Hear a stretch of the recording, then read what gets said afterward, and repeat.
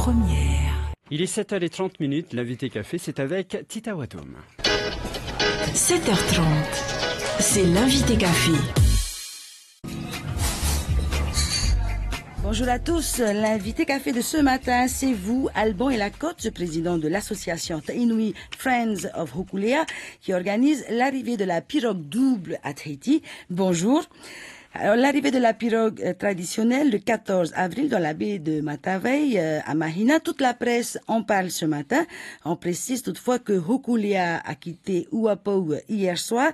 Alban Elacotte, Hokulea est une pirogue double qui prône la navigation aux étoiles. L'équipage vient d'achever un tour du monde qui a démarré et qui va s'achever au Finua. Quel était l'objet de ce voyage qui a duré près de 3 années? Oui, bonjour. Bonjour d'abord tout le monde. Irona, ce voyage, en fait, sous ce projet de Hokulea a démarré il y a presque 40 ans.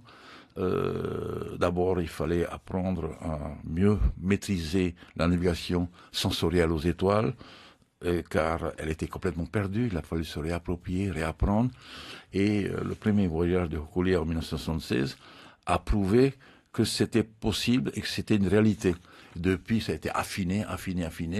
Je peux dire qu'aujourd'hui, on a une maîtrise, et les marins, justement, les Hitei du Hokulea, ont une maîtrise extraordinaire de cette navigation. La preuve, c'est que en quittant les Galapagos pour trouver l'île de Pâques, Rapa Nui, en plein milieu, un grain de sable, en plein milieu entre le Chili et Tahiti, environ 5000 km, rien, ils l'ont trouvé directement dessus. C'est extraordinaire. C'est extraordinaire de précision. Donc, ils ont affiné. Donc, la première phase de l'émission de Hokulea, c'est de dominer et de réapprendre à naviguer. Et une fois qu'ils l'ont eu, c'est de porter des messages. D'où donc ce grand voyage qui a duré 3 ans autour du monde, avec 150 ports touchés, 90, je ne sais plus combien de pays touchés. Quels sont les messages qui ont été portés? Et le message, justement, c'est Malama, à savoir prenons soin de notre patrimoine général, culturel et traditionnel, car si nous ne prenons pas soin, dans le sens de protection de la nature, nos enfants n'auront plus rien. Donc il faut qu'on réapprenne. Et il y a des techniques anciennes et ancestrales pour cela. Donc c'est revenir à une forme de pensée, une forme de réaction, comme maintenant on parle des rahui, vous voyez, revenir sur un certain nombre de valeurs qu'avaient nos anciens. C'est ça le message de Hokulea. Est-ce que vous avez des retours sur comment les populations ont accueilli ce périple et les messages transmis? Oui, alors je peux dire que en Polynésie, c'est sûr qu'il y a une sensibilité plus grande qui est captée. Dans le reste du monde, ils sont plutôt dubitatifs, curieux, étonnés. Mais à chaque escale, ils ont remis le message. Et donc maintenant, il faut que ça mûrisse dans l'esprit des uns et des autres. Parce que justement, si nous défendons notre Pacifique, notre oui, le monde entier doit faire la même chose. Et on ne pourra arriver à sauvegarder notre patrimoine, notamment la mer, que si tous les pays s'entendaient entre eux. Et à ce moment-là, ça rejoint un aspect politique de relation entre pays et pays avec les mêmes objectifs, à savoir protéger notre ressource importante de nourriture.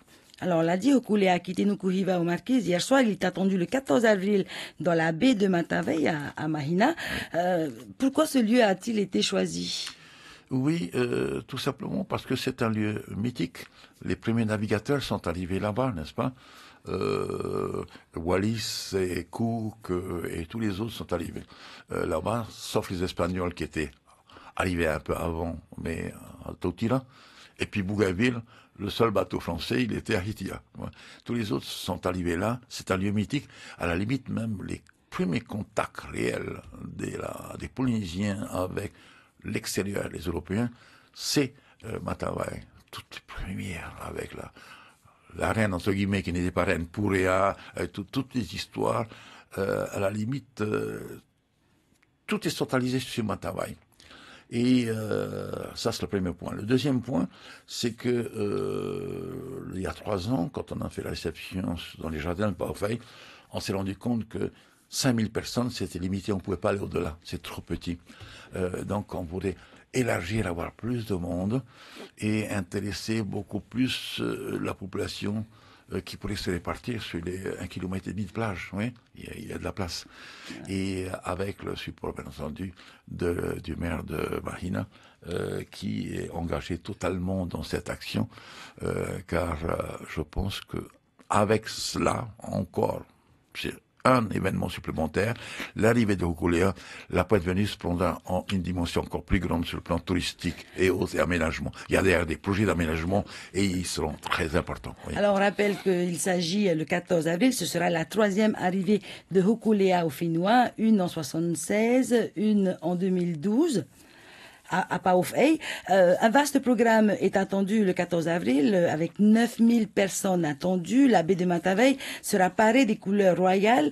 Parlez-nous de ce programme d'accueil exceptionnel. Oui, nous avons préparé avec notamment Marguerite Lai un programme grandiose, peut-être très ambitieux, mais ça dépend du temps. Par exemple, que la mer soit calme et des tas de choses. Mais si toutes les conditions sont remplies sur le plan météo et autres, la pirogue est attendue vers 9h. Elle arrive donc près de la plage. La première opération, c'est l'opération du Tavai. J'explique parce que dans les journaux, ils n'ont pas compris ça.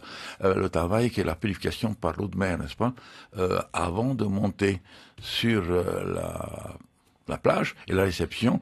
Et là, il y aura ce qu'on appelle justement embrasser avec le nez, chaque membre d'équipage avant qu'il remonte sur la plage, notamment à travers la fumée, aussi pour se purifier. Et après, donc, c'est la liesse générale avec les discours, la réception, les oreros, et puis réception par les personnalités, et puis la liesse générale populaire. Voilà. Alors, c'est un accueil qui va démarrer sur le col du Tahara jusque dans la baie de Matavai. Oui, jusqu'à la Pointe Vénus totalement, et même, si le temps le permet, le récif. Comme à l'époque, pour ceux qui ont lu, qui ont eu l'occasion de lire la pirogue sans balancier et puis Tupaya, ils faisaient des feux sur le récif, et ils étaient sur le récif aussi. On y voit presque à pied là. Du moins si le temps le permet, voilà comment on le voit et comment on pourrait le faire, et ce serait merveilleux. Ce sera merveilleux surtout avec la participation des populations, parce que plus on est nombreux, plus on est paré de parés ou de tissus blanc, rouge et jaune. Et jaune. Les couleurs royales. Les couleurs royales, les couleurs polynésiennes. Plus cette réception sera grandiose et populaire. Ça, c'est l'aspect populaire. Mais derrière, il y a tout un aspect éducatif.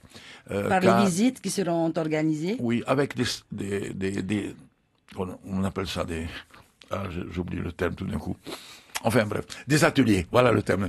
Avec des ateliers, il y aura plusieurs ateliers qui se tiennent dès après l'arrivée et jusque dans l'après-midi. Dans le village culturel qui sera installé à la Pointe Vénus. Voilà, avec les thèmes les plus divers, nos rivières, mais aussi la protection de la nature avec les tortues, avec les baleines, avec des messages du criole, avec la participation des uns et des autres. Ça, justement, c'est ouvert au grand public. Et pour nous, dans notre esprit, ça ne veut pas dire que c'est réservé à eux, mais on souhaite la participation du plus grand nombre de jeunes, car c'est eux qui seront porteurs de l'avenir. Donc on demande aux parents d'amener leurs plus jeunes pour qu'ils participent justement à tout cet éveil. Alban et Lacote, il nous reste une petite minute. Après Matavai, les bateaux dans Hokulea iront à Papeete pour se rendre ensuite à Reiatea, au marais Taputapuatea. Oui, ils viennent à Papeete pour des raisons pratiques, à savoir qu'il faut d'abord qu'ils nettoient, et puis ils changent d'équipage, c'est-à-dire que ceux qui sont venus là repartir à Hawaï, ils prennent un nouvel équipage, et après c'est Taputapuatea. Il faut bien voir justement que notre réception à la Pointe Vénus, c'est la réception populaire, alors que la réception culturelle avec les tapous et tout ça, c'est à Taputapuatea. Parce qu'on oublie justement que la pirogue est partie, enfin le vent Hokulea est parti de Taputapuatea, et donc la fin de son périple, il retourne à Taputapuatea. Ce qui fait que même le retour de Tahiti vers Hawaï n'est pas la finalité pour l'ensemble des Polynésiens et même pour Hokulea, c'est Taputapuatea. C'est extraordinaire. Et là, on aura à ce moment-là toutes les cérémonies culturelles, sacrées, moi, comme on dit, avec les pierres le Marotei qui va faire l'échange, qui va être scellé à nouveau sur le marais de Tapuatea et qui va donc marquer dans l'histoire l'arrivée de Hokulea avec cet échange culturel. Alban et la Côte, merci d'être venu nous parler de cet grand événement attendu le 14 avril dans la baie de Matavai. Bonne journée. Et venez nombreux. Merci, à bientôt.